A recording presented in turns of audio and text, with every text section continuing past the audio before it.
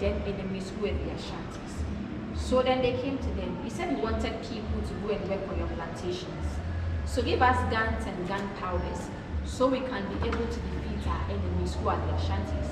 And in exchange, we are going to give you our prisoners of war. So those people are going to help you work on your plantations. So it was supposed to be a peaceful agreement between them. But it was the content of the bond that ushered them into colonialism and British rule. And a bond is a bond, whether you know the content or not. Once it is signed, you have to go by it.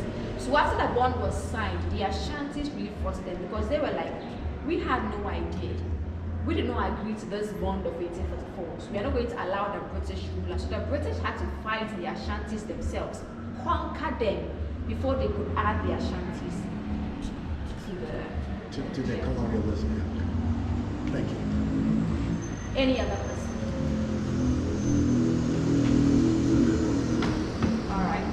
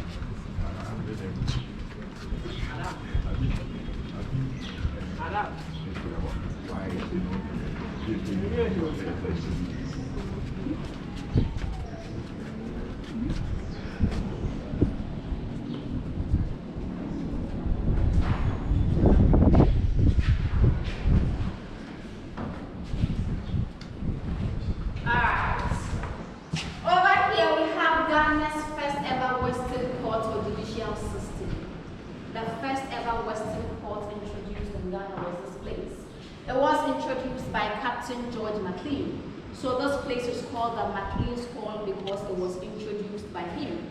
And this is where George Maclean sat to draft that bond of 1844.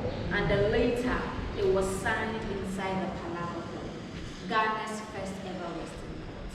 Please let's hear this. Next to this area? No. No.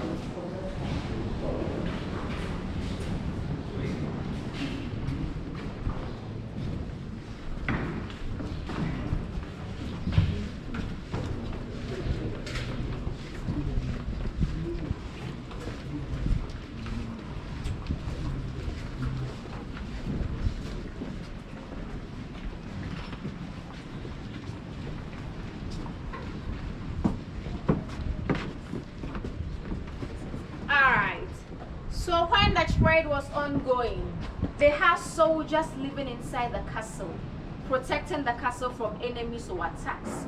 So where we have the art shops now, or where they sell the African stuff, the stores, were all barracks or rooms where the soldiers were living. And the middle part, which is now a cafe shop, was their canteen.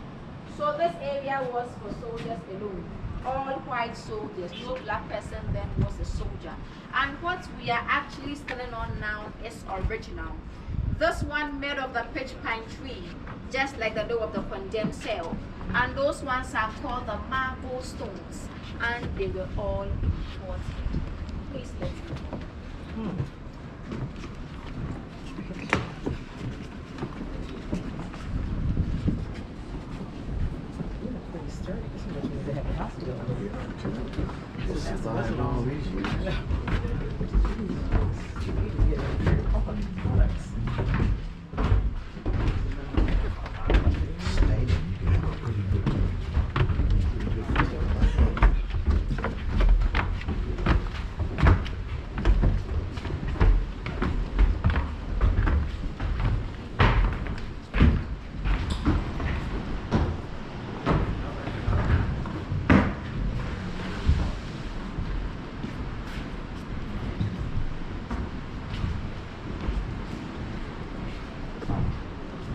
here, you are welcomed by the breeze.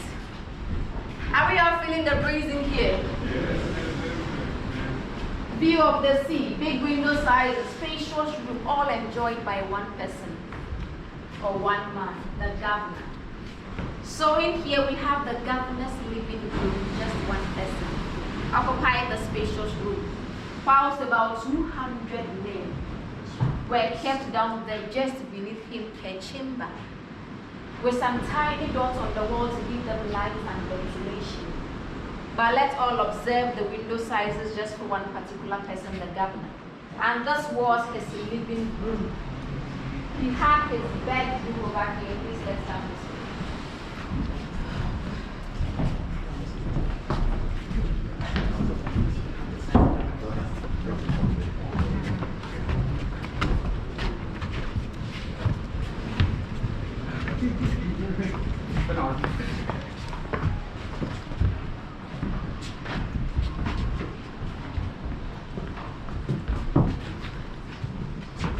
Of the governor. And the sad thing about this place was, this is where most of the African women inside the dungeons were raped as well. Inside the governor's room, by the governor himself. Now please let's all look at the straight in the views. We all see a quite tall building very far, on top of a hill with a red roof, surrounded by fish. It is called Fort Williams. So after the British built this castle, they built the fort up, they stationed soldiers in there. I mentioned soldiers were living inside the castle as well. So together they were communicating to protect the castle from enemies or attacks.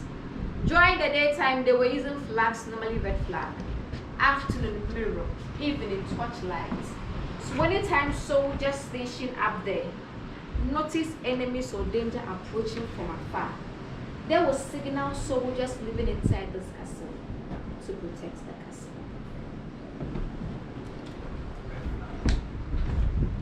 Mirror.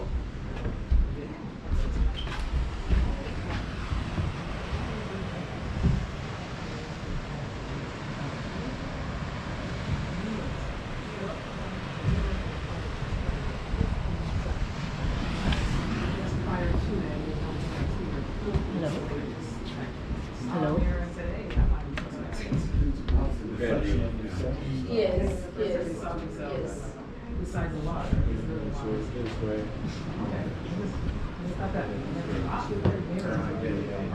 I think it is still not reason enough to trade your own people just because you were given something you had never seen before. I agree.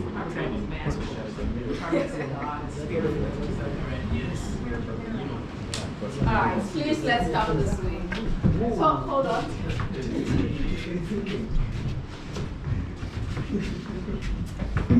The small room you see to your right, just out of the governor's bedroom, was his closet.